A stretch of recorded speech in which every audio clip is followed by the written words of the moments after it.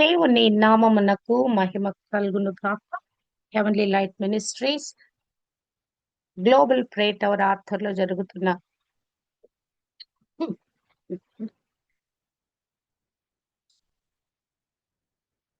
ఉదయకాలపు స్తుతి ఆరాధన కుడికు మిమ్మల్ని అందరినీ ప్రేమపూర్వకంగా ఆహ్వానిస్తున్నాను. యోహాను సువార్త 20వ అధ్యాయంలో నుంచి ధ్యానిస్తున్నాము. మరి మగ్ధలేనే మరియ ప్రభుని వెతుకుతూ ఆ యొక్క తోటంతా మరి కలయి తిరుగుతా ఉన్నది. అక్కడ ఉన్నటువంటి దేవదూతల్ని అడుగుతా ఉన్నది, అయ్యా మీరేమన్నా ప్రభుని ఎత్తుకుని పోయారా, ఎక్కడ పెట్టారు, ఏం సంగతని ఆమంతా కూడా మరి కంగారు పడుతూ మరి వేదన చెందుతూ ఏడ్చుకుంటూ మరి ఆ తోటంతా మరి ఆ సమాధుల తోటంతా కలి తిరుగుతా ఉన్నది. అప్పుడు జరిగిన సంఘటన చూస్తే 20వ అధ్యాయము 14వ వచనము. ఆమె ఈ మాట చెప్పి వెనుక తట్టు తిరిగి యేసు నిలిచి ఉండట చూచెను గాని ఆయన యేసు అని గుర్తుపట్టలేదు. సాధారణంగా మనం కూడా ఏం చేస్తున్నామంటే, అంటే లోకము మానవాళి ఏం చేస్తుందంటే, ప్రభు ఎంతో సమీపంగా ఉన్నాడు గాని గుర్తించలేని ఆత్మీయ గుడ్డితనంలో ఉన్నది. ప్రభు మరి రక్షకుడు, మరి విమోచకుడైన క్రీస్తు ప్రభు మరి మనకెంతో అందుబాటులో ఉన్నాడు. ఆయన పిలిస్తే చాలు, ప్రభు అంటే చాలు, మరి ఆయన మరి పరిగెత్తుకుంటూ మన దగ్గరికి వచ్చేట్లు అంత సమీపంగా ఉన్నాడు ప్రభు. మరి ఆ ప్రభుని గుర్తెరగలేక మానవాళి అంతా కూడా ఆత్మీయ గుడ్డితనంలో మునిగిపోయింది. ఆయన గురించి విషయాలు చెప్దామంటే చెవులు మూసుకుంటా ఉన్నది, మరి కన్నులు మూసుకుంటా ఉన్నది. ఆ సత్యము గ్రహించకుండా మరి యుగ సంబంధమైన దేవత మరి మనోనేత్రాలకి గుడ్డితనం కలుగ చేసింది. దానితోటి సత్యమేంటో, నిజ దేవుడు ఎవరో, అసలు ఆ మోక్ష ప్రదాత ఎవరో గ్రహించలేనటువంటి ఆత్మీయ దుస్థితిలోకి మానవాళి వెళ్ళిపోయింది కదా. ఇక్కడ చూచినట్లయితే మరియా ప్రభుని మరి సమాధులలో వెతుకుతా ఉంది, మృతులలో వెతుకుతా ఉంది.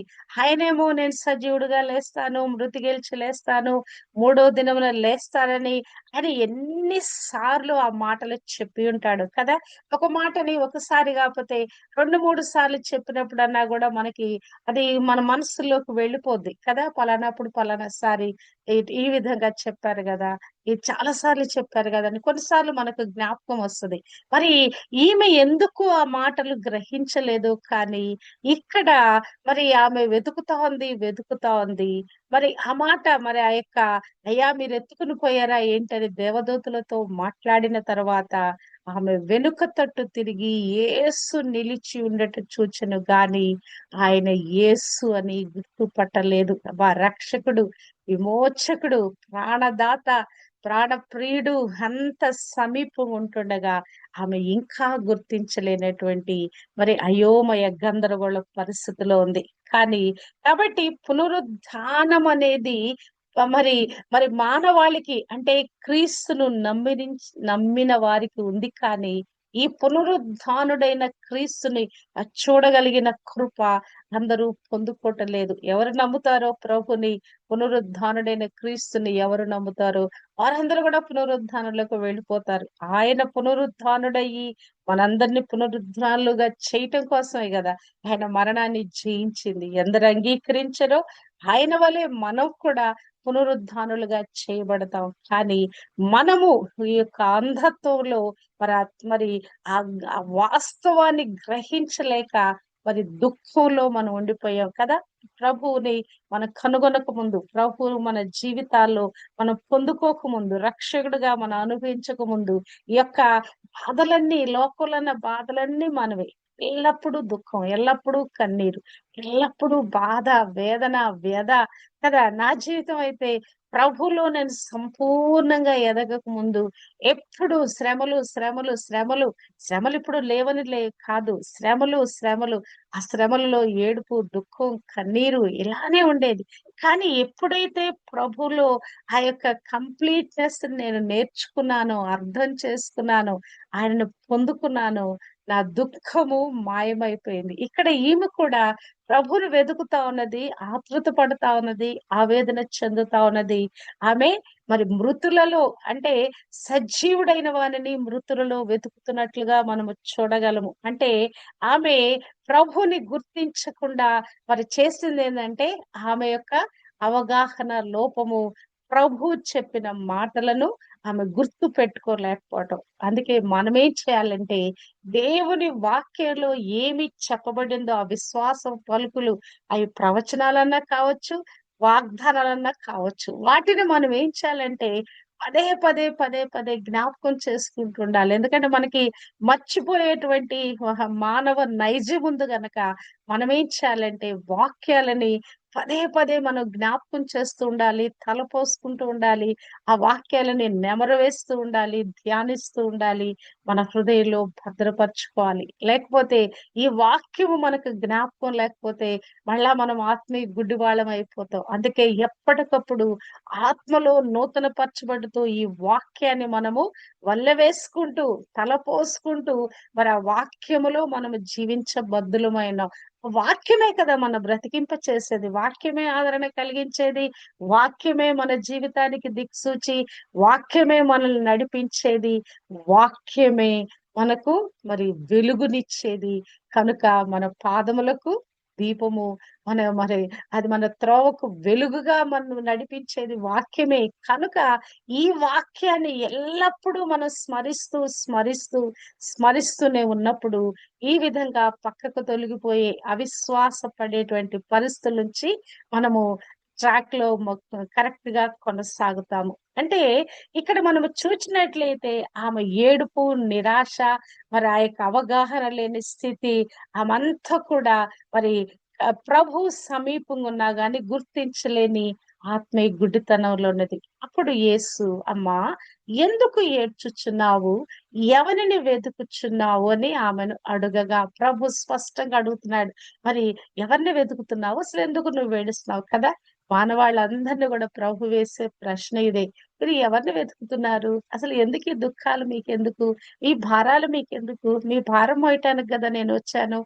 ప్రయాసపడి భారం మోసుకొనుచున్న సమస్త జనులారా నా యొద్దకు రండి, నేను మీకు విశ్రాంతినిస్తానని కదా, మీ కొరకు మీ భారం మోయటానికి కదా నేను వచ్చాను. మీ కన్నీరు తుడవటానికి కదా, మీ దుఃఖాలు నాట్యంగా మార్చటానికి కదా, భారభరితమైన ఆత్మకు ప్రతిగా స్తుతి వస్త్రం ఇచ్చుడు కదా నేను వచ్చి ఉన్నాను. మరి ఎందుకు ఏమి వెతుకుతున్నారు ఈ లోకంలో? మీరు ఏమి వెతుకుతున్నారు? ఎందుకు మరి యొక్క ఎండమావులను వెతుకుతున్నారు మీరు? అవునా కదా? అక్కడెక్కడో నీరుందని చెప్పేసి ఎండమావులను చూసి పరిగెత్తినట్లుగా మరి దాహం వేసినప్పుడు మానవాళి యావత్తు కూడా ఆత్మీయ దాహంతో, ఆత్మీయ గుడ్డితనంతో ఎక్కడో వెతుకుతా ఉన్నది. సమీపంగా ఉన్నటువంటి ఆ నిజ రక్షకుడైన, జీవ ప్రదాత అయిన, మోక్ష ప్రదాత అయిన ప్రభుని మరి కనుగొనలేకపోతున్నది. ఇక్కడ మరియ కూడా ఏడుస్తూ ఏడుస్తూ అసలు ఆమె కన్నులు మసకబారిపోయి ఉంటాయి. ప్రభు ఎదురుగున్నా కూడా ఆమె గుర్తించలేనంతగా మరి ఆమె దుఃఖ సాగరంలో మునిగిపోయింది. అమ్మా ఎందుకు ఏడ్చుచున్నావు? ఈ ఉదయకాలం ప్రభు నిన్ను నన్ను కూడా అడుగుతున్నాడు. ఏ భారం నీకున్నది? ఏ జీవిత భారంలో నువ్వు దుఃఖంలో మునిగిపోయి ఏడుస్తున్నావు? ఎవరిని వెతుకుచున్నా దేని కొరకు నువ్వు వెతుకుతున్నావు? నీ వెతుకులాట దేని కొరకు? ఏ సమస్య గురించి నువ్వు వెతుకుతా ఉన్నావు? దేని గురించి నువ్వు ప్రయాసపడుతున్నావు? దేని గురించి నువ్వు వేడుస్తున్నావు అని అడుగగా ఆమె తోటమాలి అనుకుని, అయ్యా నీవు ఆయనను మోసుకొని పోయిన ఎడల ఆయనను ఎక్కడ ఉంచితివో నాతో చెప్పుము, నేను ఆయనను ఎత్తుకొని పోదునని చెప్పెను. ఇక్కడ ప్రభు స్వయాన ఆమెతో మాట్లాడుతున్నాడు. ఆయనను ఆయన స్వరము గుర్తుపట్టలేనంతగా అసలు ఆమె దుఃఖంలో మునిగిపోయిందండి. చాలా సార్లు ప్రభు మనల్ని దర్శిస్తాడు. కలల్లో దర్శిస్తాడు ఆయన. మన దుఃఖంలో ఉన్నప్పుడు, వేదనలో ఉన్నప్పుడు, బాధ తీవ్రమైన మనస్తాపంలో ఉన్నప్పుడు తప్పనిసరిగా ప్రభు ఏదో ఒక కళ మనకు చూపిస్తాడు. ఆ కళలో ఒక ఓదార్పు, కళలో సమస్యకు ఒక మరి ఆ యొక్క ఆన్సర్ ఏదో మనం ఆ జవాబేదో పొందుకోవటానికి ఒక మార్గదర్శకత్వము, ఒక సూచన ఏదో దేవుడు చూపిస్తాడు. కానీ అప్పుడు కూడా మనం ఇంకా గ్రహించము. మన మనమున్నటువంటి ఆత్మీయ ఆ దుస్థితిలో నుంచే ఆ పరిస్థితులను మనం అర్థం చేసుకోవడానికి ప్రయత్నిస్తాము. ఇక్కడ ఈయనొచ్చి స్వయంగా మరి ప్రభు వచ్చి మాట్లాడుతుంటే ఆయన తోటమాలి అనుకుని ఆయనను పొరపడతా ఉన్నది కదా. ఆయన రక్షకుడు, విమోచకుడు. తోటమాలి ఎవరు? అక్కడ సమాధి కార్యక్రమాన్ని నిర్వహించేవాడు తోటమాలి. అక్కడుండి ఆ సమాధులకు కాపలా కాసేవాడు కదా. ప్రభుని ఏ స్థాయిలో చూస్తుందో చూడండి కదా. మనము కూడా ప్రభుకి ఇవ్వాల్సిన మహిమ, ఘనత ఇవ్వకుండా చాలా సార్లు ఇటు విధంగా ప్రభును తృణీకరించిన వారుగా, ప్రభుని గుర్తించని వారుగా, ప్రభుని మరి అర్థం చేసుకొని వారిలాగా ఇట్లానే ప్రవర్తిస్తాయి. ఇంకా ఏమి చూడండి, ఎంత ఎగ్జాజరేట్ గా మాట్లాడుతుందో చూడండి. అయ్యా, ఆయన నేను ఎత్తుకొని పోతానయ్యా అని చెప్పేసి అంటుంది. అసలు సాధ్యమైపోయినైనా ఒక చనిపోయిన వ్యక్తిని నలుగురు కలిసి మోస్తేనే కానీ మొయ్యలేరు. అది కూడా మరి ఇంటి దగ్గర నుంచి ఆ సమాధి తోట వరకు వెళ్ళాలంటే ఓ నలుగురు కంటిన్యూగా మొయ్యలేరండి. మరలో మధ్య మధ్యలో ఎవరో ఒకళ్ళు భుజం మారుస్తా ఉంటారు. అంటే శరీరము, ప్రాణం వెళ్ళిపోయిన తర్వాత శరీరము బరువైపోద్ది. ప్రాణం ఉన్నంత కాలమే మనం నడవగలం కదా. ఇది కదలగలదు. ప్రాణం వెళ్ళిపోయిందంటే శరీరం బరువైపోద్ది. అది ఎవరు ఆ శవాన్ని ఒక్కరు మోయగలరు. ఆ చనిపోయినటువంటి శరీరాన్ని ఎవరు ఒక్కరు మోయగలరు. ఈమెంత అసలు ఫూలిష్‌నెస్ లో ఉందంటే అసలు నిజంగా. కానీ ఆమె ప్రేమ చూడాలి మనం. ప్రభు ఎడల ఆమె ప్రేమ ఎంతగా తపన పడుతుందంటే ప్రభువుని చూడాలి, ప్రభువుని చూడాలి. ప్రభు శరీరం అసలు ఆమె బయలుదేరి వచ్చిన కారణం ఏంటి? సుగంధ ద్రవ్యాలు పూయటానికి వచ్చింది ఆవిడ కదా. ప్రభువుకి ఏదో విధంగా ఆ శవానికి, ఆ శరీరానికి అది పూయాలనేటువంటి ఆ యొక్క దృక్పథమే ఉంది. కానీ ఇంకా ఆమె ఇంకా ఏమీ ఆలోచించట్లా. మనం కూడా చాలా సార్లు మనము అర్థమైన దాంట్లో నుంచే, మనము అవగాహనలోంచే వెళ్తాము గాని చాలా సార్లు ఎదుటి వారు చెప్పింది కూడా మనం అర్థం చేసుకోమండి. మన ధోరణి మనకే ఉంటది. మన ఆలోచన మరి మన తీరు ఏదుందో దానిలోనే ఉంటాం. ఎంత అర్థం చేయించడానికి ప్రయత్నించినా ఆ యొక్క రాంగ్ డాక్ట్రిన్ లోంచి మన హృదయంలో కొన్ని పడిపోతాయి. ఒక నెగెటివ్ థింగ్స్ మన హృదయంలో పడిపోతాయి. వాటిలో నుంచి బయటికి రావటానికి మనం ఇష్టపడం. ఎదుటోళ్ళు చెప్పిన, అర్థం చేయించడానికి ప్రయత్నించిన, కోపం చేసిన పరిస్థితి కాదు. ఇది కాదు, ఇలా కాదు. ఈ నువ్వు అనుకునేది ఇలా కాదు. నువ్వు భావించేది ఇలా కాదు. నువ్వెక్కడో పొరపాటు పడుతున్నావు. నువ్వు మార్చుకో. అసలు ఇది కాదు విధానం అని చెప్పినా కూడా చాలా సార్లు మనం మార్చుకోవటానికి ఇష్టపడమండి. ఇక్కడ మరియ కూడా ప్రభువే స్వయంగా వచ్చి మాట్లాడుతుంటే కూడా ఆమెకు అర్థం కావట్ల. తనున్న ధోరణిలోనే, తనున్న ఆలోచన విధానంలోనే ప్రభుని ట్రీట్ చేస్తా ఉన్నది. తోటమాలనే ప్రభుని ట్రీట్ చేస్తా ఉన్నది. మనం అవగాహన లోపంలో నుంచి, ఆలోచన రహిత విధానములో నుంచి, మనకు దృష్టికి ఏది మనకు అర్థమైందో ఆ దృష్టి కోణంలో నుంచే పరిస్థితులను, వ్యక్తులను చూస్తాం. కానీ మరొక మెట్టులోకి వెళ్ళి ఇది కాదు, నా అవగాహన కరెక్ట్ కాదు, నేనెక్కడో పొరపాటు పడుతున్నాను, దీన్ని దాటి కొంచెం ఒక అడుగు ముందుకు వేసి పరిస్థితులను, వ్యక్తులను, ఆ యొక్క ఆయా సందర్భాలను నేను మరి అర్థం చేసుకోవాలని ప్రయత్నించటం లేదు. ఎందుకంటే మరి మనకు మనమే మన మనసులు మూసివేసుకుంటున్నాం కదా. ఎప్పుడైతే ఈ మనసు కదా, ఎప్పుడైతే వికసిస్తుందో కదా. ఒక చోట పౌలంటాడు, మా అంతఃకరణాలు సంకుచితంగా లేవు గాని మా అంతఃకరణాలు విశాలపరచబడి ఉన్నాయి అంటాడు. అంటే ఆ విశాలతలోకి మనం రావాలండి. మనమే ఆ పరిధి ఏర్పరచుకొని ఆ చట్రంలో మనం అనుకున్న అవగాహనలోనే మనం ఉండిపోకూడదు. మనం ప్రజలను పరిశీలించాలి. పరిస్థితులు పరిశీలించాలి. ఆకలింపు చేసుకోవాలి. మన ఇన్నర్ బీయింగ్ ని మనం బిల్టప్ చేసుకోగలగాలి. అంతఃకరణాన్ని విశాలపరచుకోవాలి. మనం అక్కడే బావిలో కప్పలాగా ఒకే భావనలో ఉండిపోవటానికి వీలు లేదు. ఇక్కడ మరియ దుస్థితి అలానే ఉంది. ఆమె ఒక తలంపులో ఉంది, ఒక ఆలోచనలో ఉంది, ఒక ఉద్దేశంలో ఉంది. అక్కడే ఆగిపోయింది ఆవిడ. మరి దేవదూతలు ఆమెకు అర్థం చేయించుదామని ఆమెకు అర్థం కాలేదు. ఇక్కడ ప్రభు స్వయాన వచ్చి మాట్లాడుతున్నా ఆమెకు అర్థం కాలేదు. కనుక మరొక్కసారి మన ఆత్మీయ జీవితంలో ఎక్కడ ఏ విషయంలో మనం పొరపాటులో ఉండి అక్కడే ఉండిపోయామో ఇప్పటి నుంచి మన మనస్సును విశాలపరుచుకొని, మన ఆలోచన దృక్పథాన్ని విశాలపరుచుకొని, మనం మరొక మెట్టు ఎదగటానికి దేవుడు తన కృప మనకు అనుగ్రహింప చేయును గాక. మరి అలాగున నేను ఎత్తుకుని పోతానని చెప్పినప్పుడు అది ప్రేమ. అది ఆ గుడ్డి ప్రేమలో నుంచి ఆమె మాట్లాడుతా ఉన్నది. కానీ ఇక్కడ మరి ప్రభువు మరలా ఆమెతో మాట్లాడుతున్నాడు. యేసు ఆమెను చూచి మరియా అని పిలిచెను. హల్లెలూయా. ప్రభు కాపరి ఏం చేస్తాడాయన? తన సొంత గొర్రెలను పేరు పెట్టి పిలిచి నడిపించును కదా. ఆ గొర్రెలు తప్పిపోయే స్థితిలో ఉన్నప్పుడు, ఆ గొర్రెలు సరైనటువంటి మార్గంలో నడవనప్పుడు ప్రభు ఏం చేస్తాడు కదా, కాపరి ఏం చేస్తాడు? మరలా కేక వేస్తాడు. మరి ఆ యొక్క ఆ కేకకి అవి సెటరేట్ అయిపోతాయి. ఇక్కడ ప్రభు మరియా అని పిలిచెను. హల్లెలూయా. ఆమె పేరు పెట్టి పిలుస్తా ఉన్నాడు. నిన్ను నన్ను కూడా ప్రభు ఇటువంటి ఆత్మీయ దుస్థితిలో ఉన్నప్పుడు, కన్నీటి దుఃఖ సాగరాల్లో ఉన్నప్పుడు ప్రభు పిలుస్తాడండి. మన వెన్ను తట్టుతాడండి. నిజంగా ప్రభు మన కన్నీరు తుడిచే ఒక తల్లిలాగా, ఒక ఆదరణకర్తగా అసలు మనని ఎట్టి విధంగా ఓదారుస్తాడంటే, నేను వెళ్ళని ఎడల మీకు మేలు లేదు, నేను వెళ్ళితే మీకు క్షేమము, నేను వెళ్ళితే పరిశుద్ధాత్మను, ఆదరణకర్తను మీకు పంపిస్తానని ప్రభు చెప్తాడు కదా.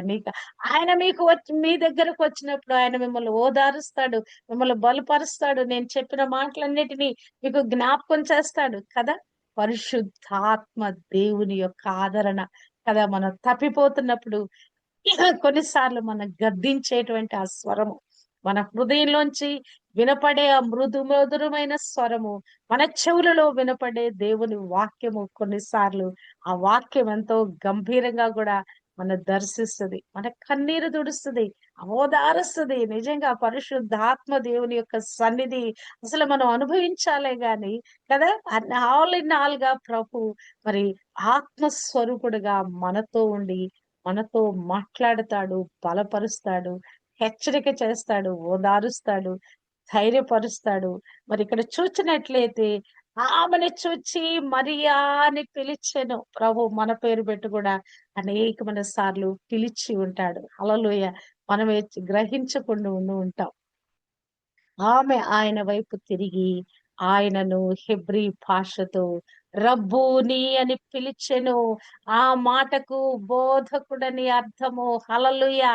ఆ పేరు పెట్టి పిలిచినది అంతవరకు సంభాషణ చేశారు. అమ్మా ఎవరిని వెతుకుతున్నావు, ఎందుకు ఏడుస్తున్నావు అన్నప్పుడు ఆమె స్వరము ప్రభు స్వరము గుర్తుపట్టలేదు. కానీ ఆమె పేరు పెట్టి పిలిచినప్పుడు ఆమెకు అర్థమైందండి ఆయన యేసు క్రీస్తు ప్రభు అని. ఆయన స్వరాన్ని అప్పుడు గుర్తుపట్టింది. వెంటనే ఆమె ఏమంటుంది? బోధకుడా, రబ్బూని. హల్లెలూయా. కదా అరామిక్ భాషలో రాయబడిన ఆ మాటను అక్కడ మరి రబ్బూని అంటే గురువు, బోధకుడు కదా. మరి గొప్ప ఆప్యాయత, గౌరవంతో మరి ఘనపరిచేటువంటి ఆ పిలుపది. ఆ యొక్క ఆ సంబోధన, మరి వాళ్ళు చేసే సంబోధన. మనం పాస్టర్ గారు అంటాము, లేకుంటే టీచర్ గారు అంటాము కదా. పాతకాలం ఊర్లలో అయితే పంతులు గారు అనేవాళ్ళు టీచర్స్ ని కదా. ఏదో ఒక సంబోధనతో ఎదుటి వాళ్ళని ఘనపరిచి మరి గౌరవించి మనం మాట్లాడతాం అంటే ఆమెలో ఒక్కసారిగా ఆ నిరాశ స్థితి, అబ్బా అసలు అప్పటి వరకు దుఃఖంలో మునిగిపోయిన ఆమె ఒక్కసారి మేల్కొన్నట్లుగా ఆమె ఆత్మీయ స్థితి, ఆమె మానసిక స్థితి మారిపోయిందండి. అప్పటి వరకు అసలు ఎంతో మరి ఆ యొక్క మరి భ్రమలో ఉంది. అసలు మరి ఒక రకమైనటువంటి ఆమె ఆ అర్థంగానే అయోమయ స్థితిలో ఉంది. ప్రభు స్వరం వినగానే, పేరు పెట్టి పిలవగానే వెంటనే ఆమె రబ్బూని అంటుంది, బోధకుడా అంటుంది. హల్లెలూయా. మనకు కూడా ఇటువంటి ప్రత్యక్షత దేవుడు అనేకమైన సార్లు అనుగ్రహింప చేస్తాడండి కదా.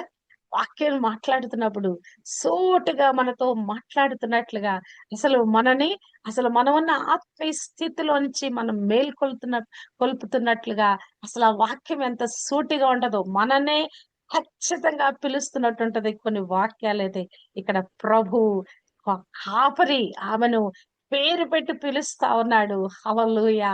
హల్లెలూయా. వెంటనే ఆమె ప్రతిస్పందిస్తున్నది.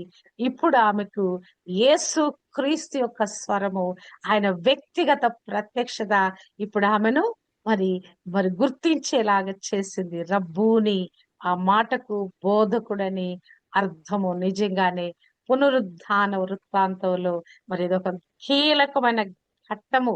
యేసు క్రీస్తు ప్రభు మరియును పేరు పెట్టి పిలవటము, ఆమె దుఃఖాన్ని ఆనందంగా మార్చటము కదా!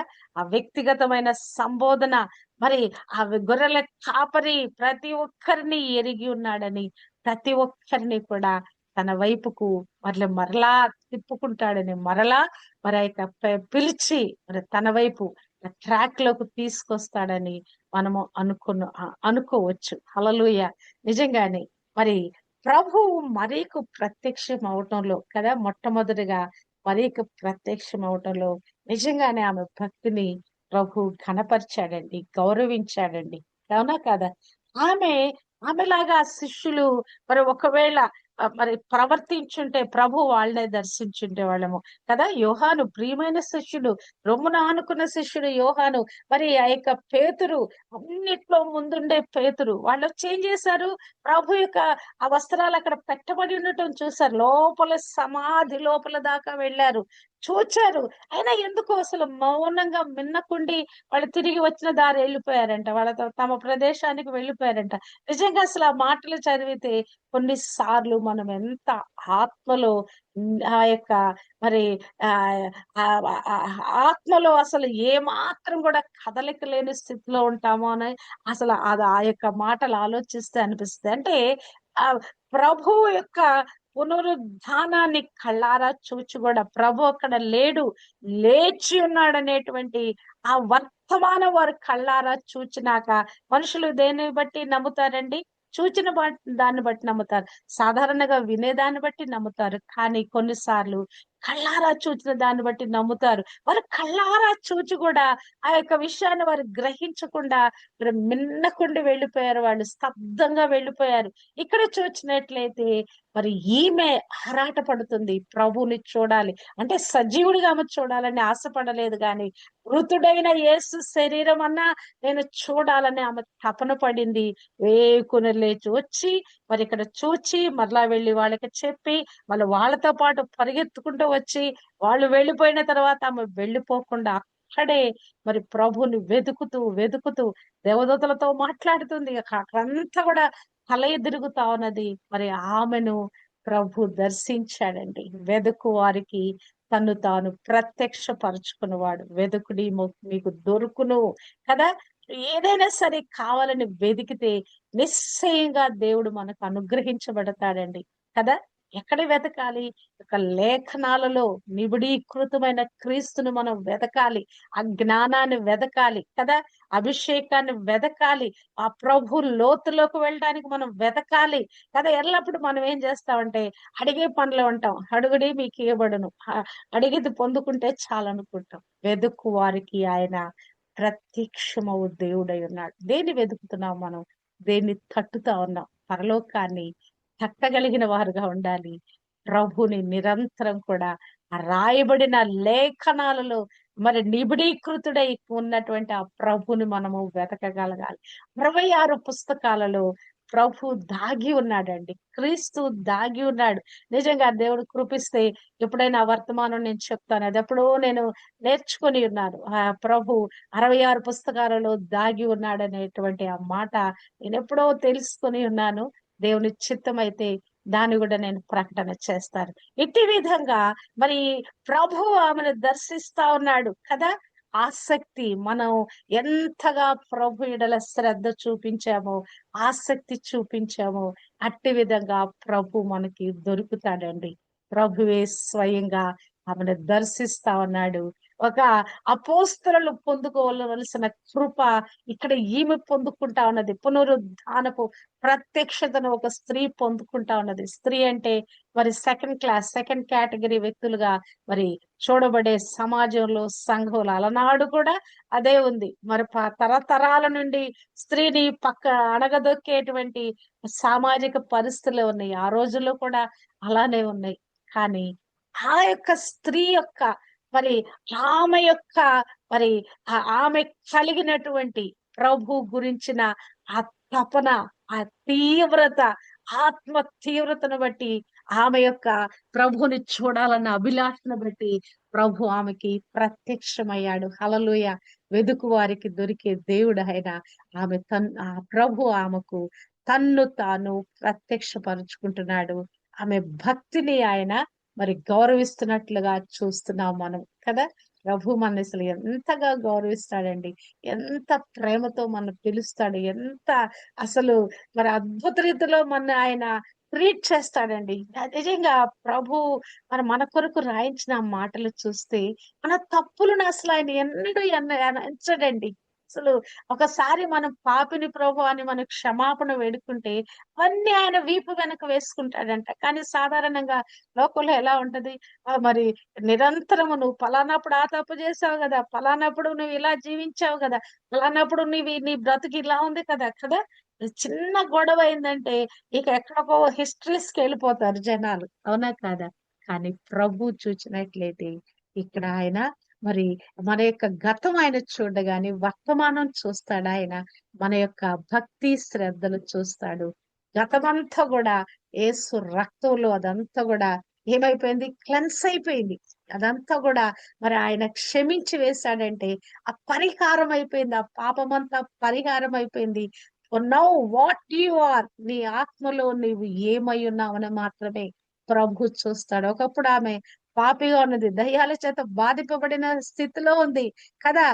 గత క్షణాలలో కూడా ఆమె అవగాహన లేని స్థితిలో ఒక మూర్ఖతలో కలిగిన ఆ యొక్క అవగాహనలోంచి ప్రవర్తించింది గాని ప్రభు మరి ఆమెను దర్శించి ఆమెను ఘనపరుస్తున్నట్లుగా మనము చూడగలము. ప్రభు ఎల్లప్పుడు గూడా మన ఘనపరిచే వ్యక్తులండి. లోకంలో స్త్రీలనే వారిని ఘనహీనులుగా చేస్తున్నారు గాని, ప్రభు అయితే స్త్రీలను సమాన స్థాయిలో చూస్తున్నాడు. పురుషులతో పాటుగా మరి సృష్టించినప్పుడే అసలు ఆదికాండం 1:27లో రాయబడిన మాటే కదా! ఆయన మరి మ మానవులను సృష్టించిన రీతి చూస్తే స్త్రీని గాను, పురుషుని గాను ఇంగ్లీష్‌లో మరి మ్యాన్ అండ్ వుమన్ ఉంటది. తెలుగులో స్త్రీని గాను, పురుషుని గాను అని ఉంటది. మరి ఎందుకు అట్లా తెలుగులో మరి మరి అటు విధంగా ట్రాన్స్‌లేట్ చేశారో తెలీదు గానీ, వారిని సృష్టించినప్పుడు ఇద్దరిని సమానంగా సృష్టించాడు. హల్లెలూయా! మరి రక్షణ కూడా అందరికీ సమానంగా ఇచ్చాడు. గలతీయులకు రాసిన పత్రికలో ఈ మాటను పౌలు స్పష్టంగా 3వ అధ్యాయము 26వ ప్రాంతంలో రాస్తున్నాడు కదా! ఏ భేదము లేదు. స్త్రీ, పురుష భేదము లేదు. రక్షణ పొందుకోటానికి, ఆత్మ పొందుకోటానికి, దేవుని పని చేయటానికి, కృపావరాలు పొందుకొని దేవుని యొక్క పని చేయటానికి ఏమాత్రం గూడా మరి తేడా లేదు. అందరిని సమానంగా ప్రభు తన పోలికలు, తన రూపంలో సృష్టించాడు. ప్రభుని ఎవరు ఎంత ఆసక్తితో, భక్తి, శ్రద్ధలతో సేవిస్తారో వారికి అటు విధంగా ప్రభు అనుగ్రహించబడతాడు. ఇక్కడ మరియను ప్రభు ఘనపరచటానికి ఆమె కలిగిన ఆసక్తి, అభిలాష మరి ఆమెకు కలిగిన అవగాహనలో నుంచి ప్రభు ఆమెను ఘనపరుస్తున్నట్లుగా మనము చూడగలము. యేసు ఆమెతో నేను ఇంకనూ తండ్రి యొద్దకు ఎక్కిపోలేదు గనక నన్ను ముట్టుకొనవద్దు. అయితే నా సహోదరుల యొద్దకు వెళ్ళి నా తండ్రియు, మీ తండ్రియు, నా దేవుడును, మీ దేవుడునైన వాని యొద్దకు ఎక్కిపోవచ్చున్నానని వారితో చెప్పుమనెను. ఇప్పటికి మరియకు ఒక కమిషన్ చేస్తున్నాడు. ఒక అపోస్తలురాలిగా మరి ఆయనను ఆమెను దేవుడు అభిషేకిస్తా ఉన్నాడు. ప్రభు అభిషేకిస్తున్నాడు.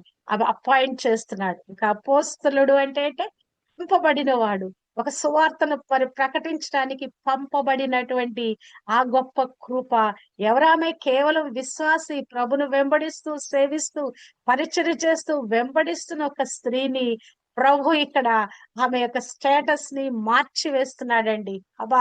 ఇగో నువ్వు వెళ్ళి మరి ఈ పని నువ్వు చెయ్యి. నా తండ్రి, మీ తండ్రి, నా దేవుడు, మీ దేవుడైన వాని యొద్దకు నేను ఎక్కిపోవచ్చున్నాను అని, ఈ వర్తమానము నేను తిరిగి లేచి ఉన్నానని ఈ వర్తమానము వెళ్ళి ఇదిగో నా శిష్యులకు నువ్వు తెలియచేయి. నువ్వు చెప్పవలసింది నేను మన తండ్రి యొద్దకు వెళుతున్నాను, మన దేవుని యొద్దకు వెళుతున్నా, నా దేవుడు మీ దేవుడైన వాని యొద్దకు ఎక్కిపోవచ్చున్నానని వారితో చెప్పుమనెను.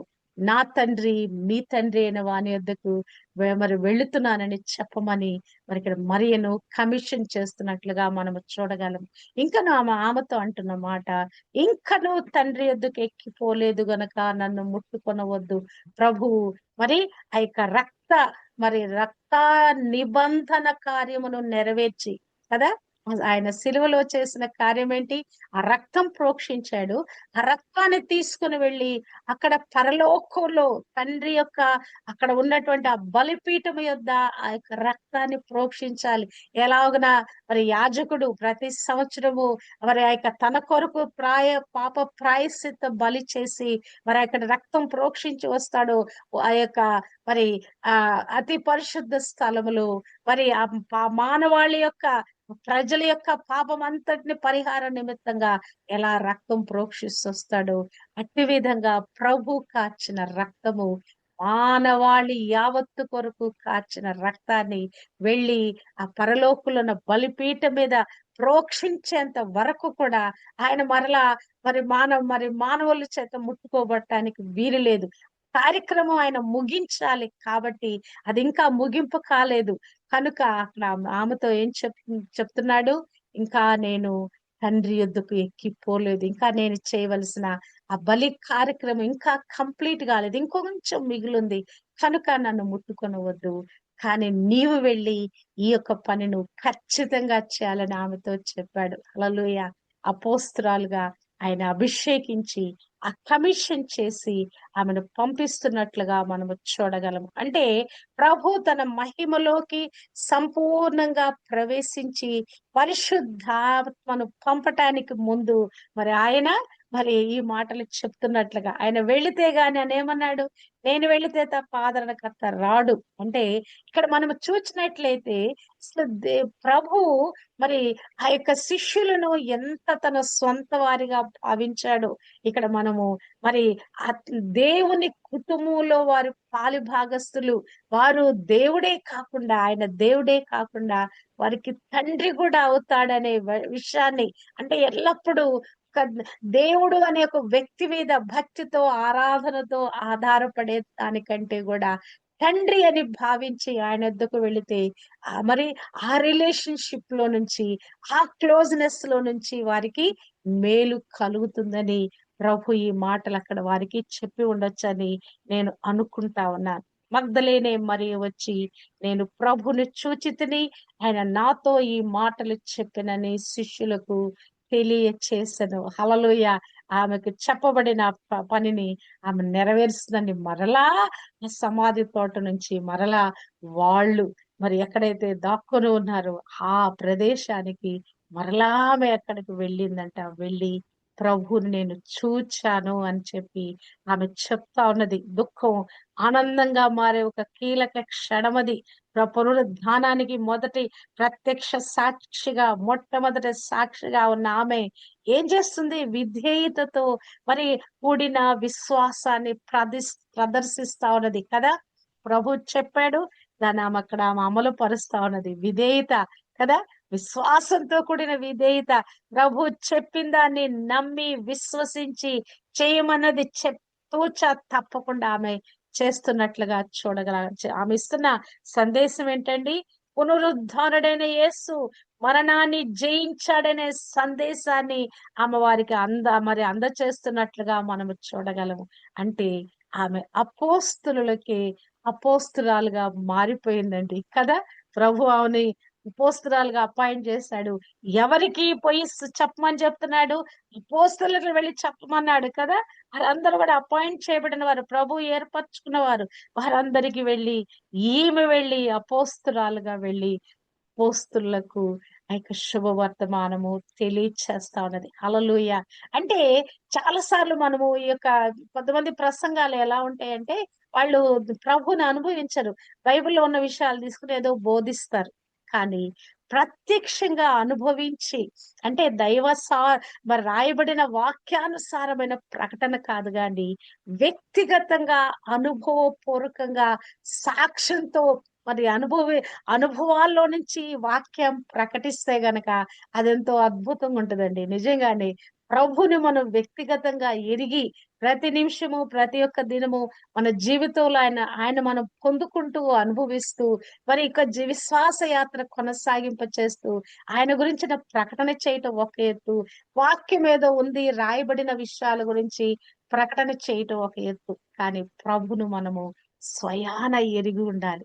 ఆయన ఏమయ్యున్నాడు, ఆ ప్రతి పరిస్థితిలో మనకి ఎలా చాలిన దేవుడై ఉన్నాడు, ఎలాగున ఈ వాక్యం మన జీవితానికి ఎలా రిలేటెడ్‌గా ఉన్నదని, ఈ అనుభవాల్ని జోడించుకుంటూ మనం ముందుకు కొనసాగాలని ఇక్కడ మరి యొక్క సాక్ష్యం ద్వారా మనం అర్థం చేసుకోవచ్చు. నేను ప్రభువును చూచాను. ఇగో నేను చూచాను ప్రభువునంతే. నా కళ్ళారా చూచాను.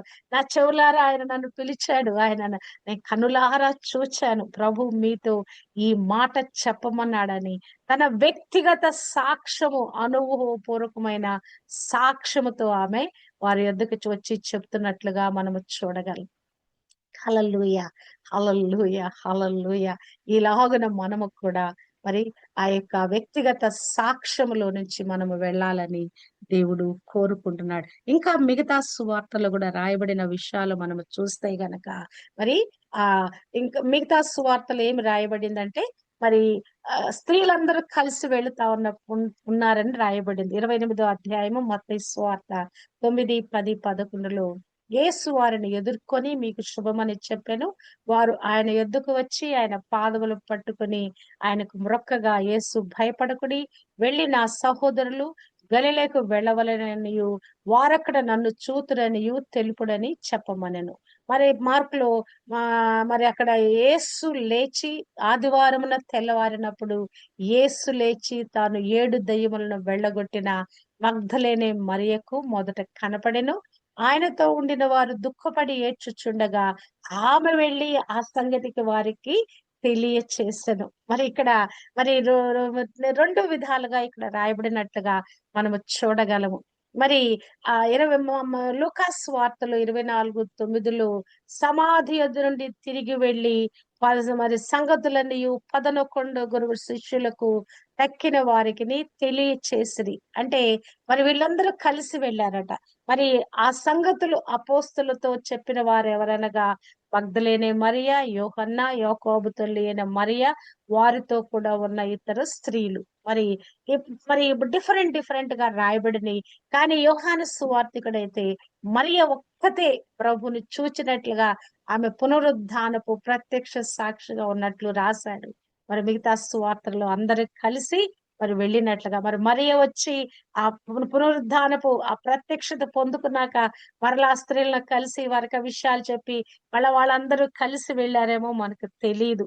కానీ ఇక్కడ మరి అపోస్తలులకు చెప్పిన వారిలో వీరందరూ కూడా ఉన్నట్లుగా మనము చూడగలము. అయితే వారు వీరి మాటలు నమ్మలేదు. ఆయన బ్రతికి ఉన్నాడని ఆమెకు కనపడననియు వారు విని నమ్మకపోయిరి. ఆమె వెళ్ళి ఆ సంగతి అందరూ కలుస్తూ వాళ్ళందరూ తీసుకొని వెళ్ళి చెప్పింది. కానీ వారు నమ్మలేదట. ఇంకా వాళ్ళు ఏం మాట్లాడుతున్నారంట లూకా 24:11లో చూస్తే, అయితే వారి మాటలు వీరి దృష్టికి వెర్రి మాటలుగా కనపడెను గనక వీరు వారి మాటలు నమ్మలేదు. అబ్బా! పేతురు, యోహాను స్వయాన వచ్చి అక్కడ చూసి వెళ్ళిన తర్వాత కూడా ఇక్కడ వీళ్ళొచ్చి చెప్తా ఉంటే మరి వారి మాటలు వారికి వెర్రి మాటలుగా కనపడినాయంట. అంటే మానవులైన వారికి కూడా ఇదే వెర్రితనంలో ఉన్నారండి కదా! ప్రభు గురించి మరి క్రైస్తవులమైన మనం చెప్తా ఉంటే వారికి వెర్రి మాటలుగా ఉన్నాయి. ఆయన మరి సజీవుడైన దేవుడు ఈ రోజు కూడా ఆయన బ్రతికే ఉన్నాడు అని చెప్తే వారికి వెర్రితనంగా ఉన్నది. మరి ఆ మాటలు చెప్తున్న వారిని అపహాస్యం చేస్తున్నారు, గేలి చేస్తా ఉన్నారు. ఆ సువార్త ప్రకటిస్తున్న వారిని హింసిస్తా ఉన్నారు. కనుక మరి మనము మరి కానీ మరి మనం విడిచిపెట్టకుండా ఏది సత్యం పొందుకున్నామో దానిని ప్రజలకు తెలియచేయ బద్దులమైన ఇక్కడ మరియమ్మ మరి దేవుడు చెప్పిన ప్రభు చెప్పిన మాటను కమిషన్ ని ఖచ్చితంగా తూచా తప్పకుండా పాటించి వెళ్ళి అపోస్తలులకు ఆ యొక్క వర్తమానము తెలియచేస్తారు. నమ్మారా నమ్మకపోయారా మన బాధ్యత కాదు, చెప్పడం మన బాధ్యత. దేవుడు మనకి ఏది బయలుపరిచాడో, ఏది చేయమని చెప్పాడో దాన్ని చేయటం మన బాధ్యత. మరి మరియ వలె మనం అట్టి విధంగా సువార్త పని చేయటానికి, ఆయన పనిలో ఆసక్తి కలిగి ఉండటానికి. 1 కొరింథీ 15:58లో ఒక చక్కని మాట ఉందండి. ఏంటంటే, ప్రభు పని యందు ఆసక్తి కలిగుండాలి. ఎల్లప్పుడూ ఆసక్తి, అలసట లేని ఆసక్తి మనం కలిగుండాలని, ప్రభు పనిలో మనం ముందుకు కొనసాగాలని దేవుని వాక్యము సెలవిస్తుంది. అనేకమైన విధాలుగా మనకి ఆటుపోట్లొస్తాయి. అనేక విధాలైన మరి మరియమ్మకి ఆ యొక్క కదా! ఆ ఒంటరితనంలో అనేకమైన పాట్లు పడింది. ప్రభు స్వరం వినేంత వరకి, ప్రభు ఆమెకు ప్రత్యక్షమయ్యి, ఆ యొక్క కృప పొందుకునేంత వరకి. కానీ మనము కదా! మరియ వలె ప్రయాసపడినప్పుడు ఆ రివార్డ్ మనం పొందుకుంటామండి. ఆమె పడిన ప్రయాసకి మరి పునరుద్ధానుడైన ప్రభువును పొందుకొని ఆ శుభవర్తమానము శిష్యులకి మరి చేరవేసే అపోస్తురాలుగా మారిపోయింది. 1 కొరింథీ 15:58. కాగా నా ప్రియ సహోదరులారా, మీ ప్రయాసము ప్రభునందు వ్యర్థము కాదని ఎరిగి, స్థిరులను కదలని వారును ప్రభు కార్యాభివృద్ధి యందు ఎప్పటికిని ఆసక్తులై ఉండండి. ఎదుటివారు నమ్మలేదా? ఎదుటివారు అంగీకరించలేదా? తృణీకరించారా? అది ఏమి జరిగిందో అవన్నీ మనం పట్టించుకోదు. మన పని మనం చేసుకుంటూ వెళ్ళిపోతానే ఉండాల్సిందే. కదలని వారుగా, స్థిరులుగా, అది ఎంత విపత్కర పరిస్థితులైనా గూడా ప్రభు మీదే ఆనుకొని మనం ముందుకు కొనసాగాలి. ఎదుటివారు గేలి చేసినా, అపహాస్యం చేసినా, తృణీకరించినా, బాధించిన మరి మరియమ్మ కూడా ఈ అనుభవాలన్నీ ఎదుర్కొని ఉండవచ్చు. కానీ మనము ప్రభు లోపలికి వెళ్ళిన వారమై, ఆయననే నమ్మిన వారమై, ఆయనలోనే ప్రయాసపడుతూ మరి మరియమ్మకిచ్చిన రివార్డ్ మన జీవితానికి దేవుడు ఏమి అనుగ్రహింప చేసి పెట్టాడో తెలీదు. మనకు అనుగ్రహింప చేసిన ఆ కృపను పొందుకుంటూ ప్రభు ఇచ్చే బహుమానము, ప్రభు ఇచ్చే రివార్డ్స్ కొరకు కనిపెడుతూ ప్రభు పనిలో మనము కూడా అవిశ్రాంతంగా కొనసాగటానికి ప్రభునట్టి విధంగా వెతికి లేఖనాలలో నిబిడీకృతమైన ప్రభును వెతికి మనము కూడా అటు విధమైన కృప మనం పొందుకుందుము గాక. దేవుడు మనందరినీ అట్టి విధంగా ఆత్మీయ లోతులోకి, వాక్యపు లోతులోకి దేవుడు మనందరినీ కూడా నడిపించును గాక. ఆమేన్.